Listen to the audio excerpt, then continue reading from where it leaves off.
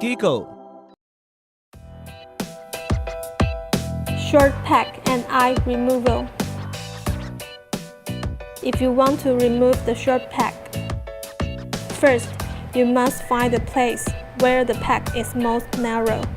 Using the A end of pack remover, slide it into position around the narrow point while holding the pack steady. Third, leverage by pressing down.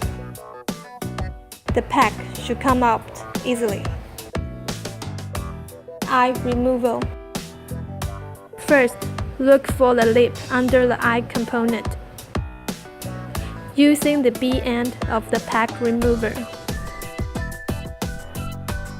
slide it into position under the lip of the eye while holding the eye steady.